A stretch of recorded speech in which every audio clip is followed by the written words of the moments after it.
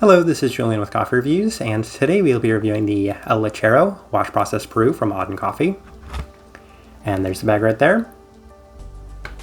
And Audun based out of Bydgoszcz, Poland, and this coffee was featured in our most recent blind taste test rankings video where it finished second place out of 4 coffees on that day. And this is our first time ever reviewing any Polish coffee roaster. However, there's definitely a fun backstory behind this company, as the founder is originally from Norway and worked for Solberg & Hansen, which is one of the more notable Nordic coffee roasters out there. So as a result, there's definitely a pretty heavy Norwegian influence on this coffee, and that makes it about as me of a review as it gets, since we have a less well-known European coffee roaster with a Nordic roast profile and a washed South American coffee. These are the coffees I really enjoy reviewing, so I'm definitely looking forward to discussing this one, as this right here is day 33. And I listened to the interview that they had with the Right Roast, and they didn't have a specific recipe. However, they liked their ratio, which equates to a 16.67 to 1 water to coffee ratio.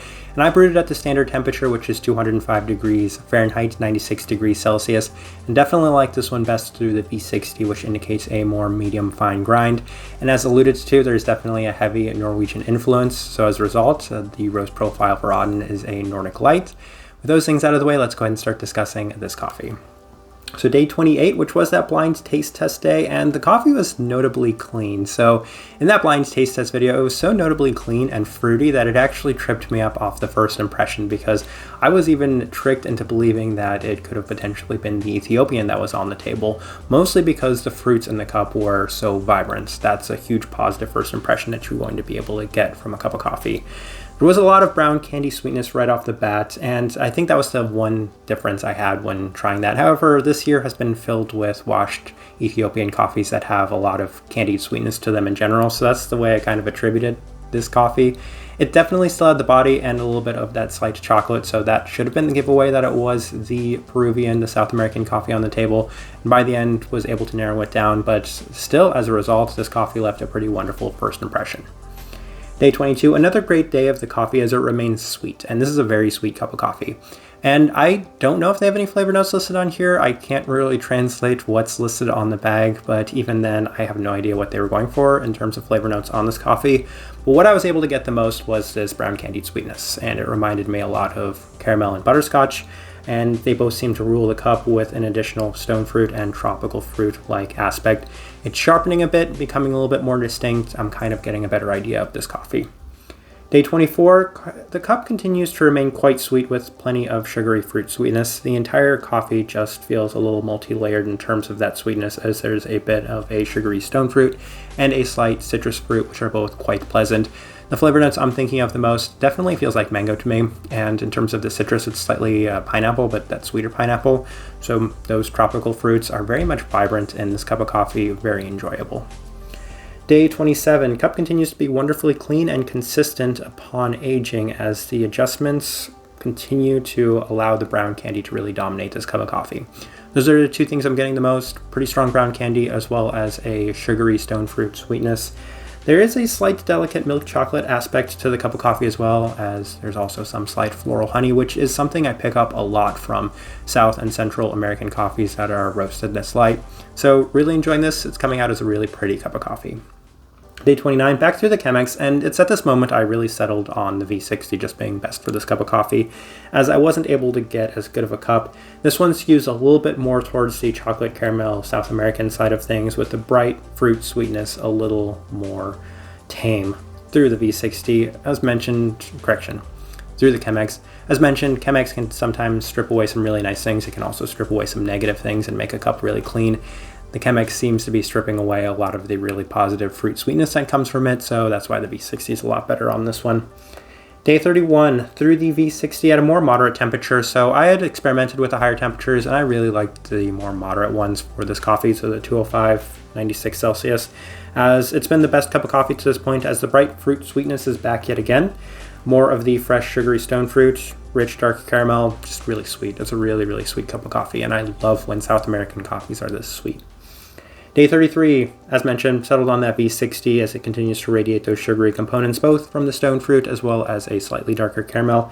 There's a slight bit of extras, including a first time experience of this slight smokiness. I'd call it a darker sweetness, maybe a little bit more reminiscent of some molasses, and it's going to show up on the tasting wheel. However, this is the only time I ever got any sort of smokiness. There was a slight bit of it when I brewed this cup of coffee today, but as it's cooled down, it's opened up wonderfully, had so much of the sugary sweetness that comes from it.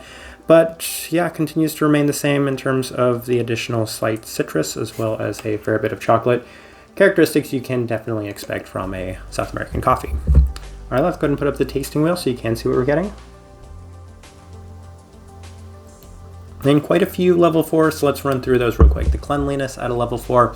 Yeah, it's a really clean cup of coffee. It's that perfect level 4 mark in terms of, I don't think it deserves to be any higher. It's not necessarily the most clean cup of coffee I've ever had, but it's still really clean. Finish, level 4. Yeah, it does have a really lasting finish. It's kind of a little bit of this zingy sort of fruit finish to it, so I can definitely see that there.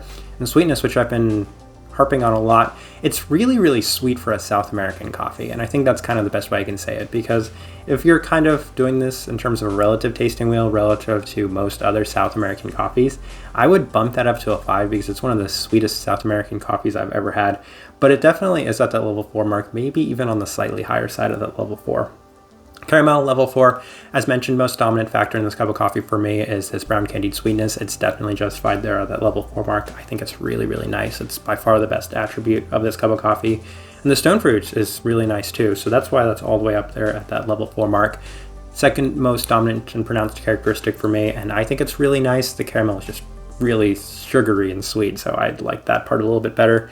As mentioned, there's a slight bit of citrus fruit, not experiencing it as much today, so I would bump that down to a level 2. Florals, level 2. There were times I was getting quite a bit of that floral honey, as I like to describe it, so I could bump that up to a level 3 at times. Same thing with the chocolate. There are certain days where both of those were a little bit more pronounced, a little bit more distinct, so I'm fine with them being at a level 2, but they would probably be on the higher side of the level 2, lower side of the level 3. As mentioned, one day I experienced smokiness is the day I made the tasting wheel, as well as a slight bit of bitterness, which was coming from the citrus. So those both have a level 2, but for the most part, they weren't as pronounced as this tasting wheel might indicate.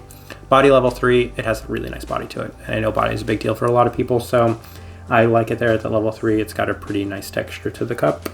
And anything else worth discussing? Not really. I quite like the way that this tasting wheel looks. I think it's a pretty decent representation of what I was getting from this coffee. All right, so my overall thoughts and impressions of this coffee, I really liked it, and I think that Peru's having an excellent year. Peru and Ecuador both seem to be performing exceptionally well for me this year, as most of the Perus I've reviewed, the one from Fried Hats and there was one from Say that I thought were really nice cups of coffee. This one's just as good, if not better than both of those. I would really have to think on which coffee I enjoyed the most, but these coffees, the ones that have these very sugary brown candy stone fruit aspects to them, I mean, I had 2 of them finish in our top 10 coffees of the year list last year. So this one has a solid chance of finishing in that list just because I really like the way that these coffees come out. It is a Peruvian coffee too, so that helps in the sense that typically we don't review as many Peruvian coffees on this channel as maybe something like an Ethiopian or a Colombian, and as a result it's in a category that it can compete highly against, and for the most part I think it just has a lot of really positive attributes to it. Type of person I would suggest this coffee to, you still need to keep in mind your lighter profiled coffees as it is still heavily influenced by a Nordic roast profile, but once you have determined that that's something you like, then the sugary sweetness that comes from the cup of coffee is something that's really, really lovely. I really love the sweetness that comes from this cup of coffee. So I think a lot of people that enjoy their candied as well as fruit sweetness, great fit for you, especially in terms of maybe a little bit more body and South American characteristics too, because it has all of them. So definitely a pretty multi-layered cup for me. I think I'll leave this review at that though. If you by chance had an opportunity to try this coffee, would love to know your thoughts and impressions of it as well. If you're enjoying the content, give this video a like, subscribe if you're not already subscribed.